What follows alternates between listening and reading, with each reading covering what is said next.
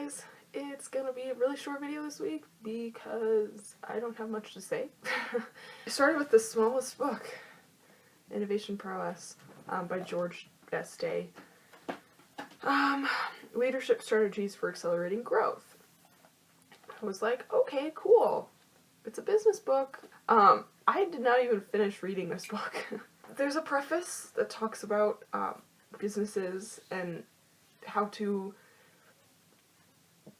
like the whole beginning part. He's talking about the most important thing in businesses and their innovation is their ability to follow through, and then he doesn't even talk about it. So he's saying that there's two parts to innovation and growth. So basic understanding of that from a business standpoint is your company has to grow with your client base.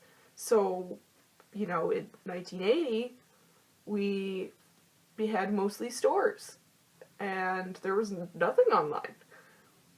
Today, everything is online. If you do not have a web presence, your business is likely to fail.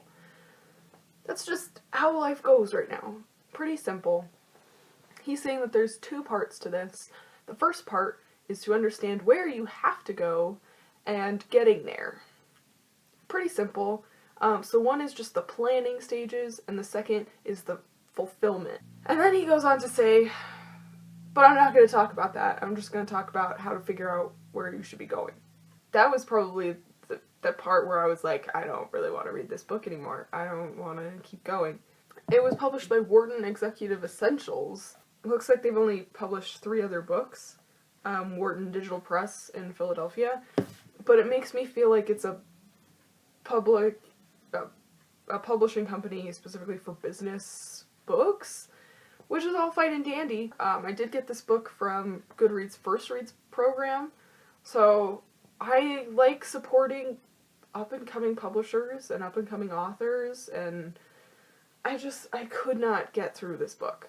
I couldn't. It was bad.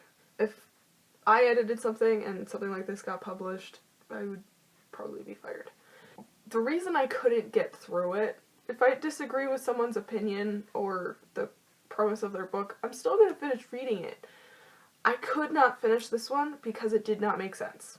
Not from a factual base, but the sentences did not make sense.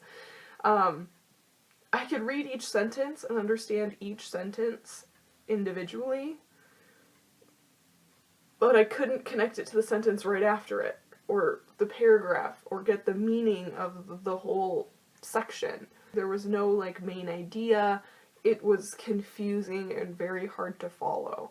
I was getting frustrated and angry, and I tried walking away and then coming back like an hour later and starting over from page 1 and trying to figure it out, and I couldn't. I went and read another book to see if maybe my mind just isn't working. Maybe I'm distracted, or I don't know.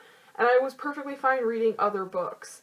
It was just this one that I could not understand. My mind just couldn't. I felt like I was bouncing around from topic to topic and different ideas in the same paragraph.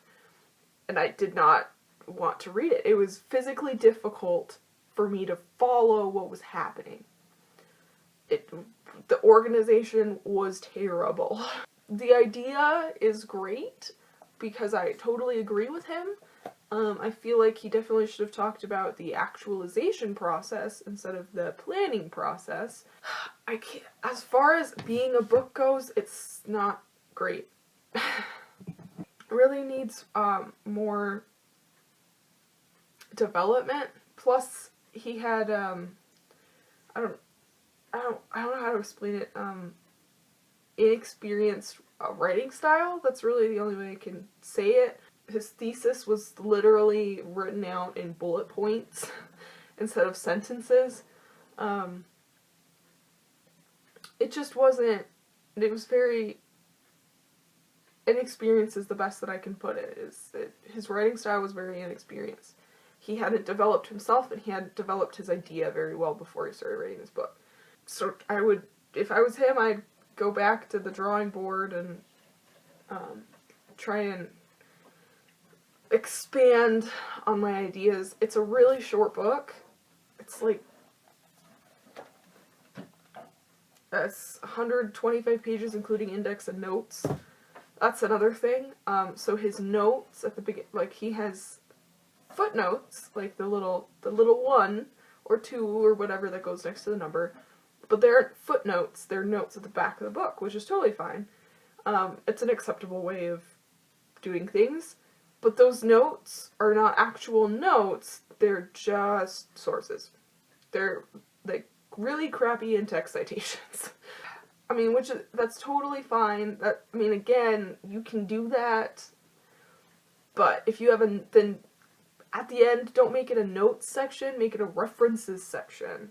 So I kept going back there, hoping that, after the 10th note, even though they were all just citations for the thing that he was quoting from, I was hoping it would be like an actual note about his ideas or, an explanation of what he meant by something, and it was not. None of them were.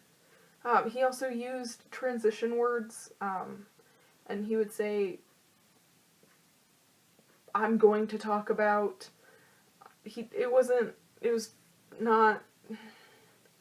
just not a great writing style or writing structure, for a published book.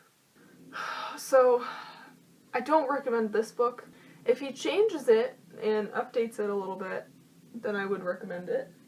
To business owners and like managers and stuff in small businesses. As it is now, I would not recommend it to anybody. It's so hard to follow and understand, and it got under my skin like real bad. Look at that. The happiness.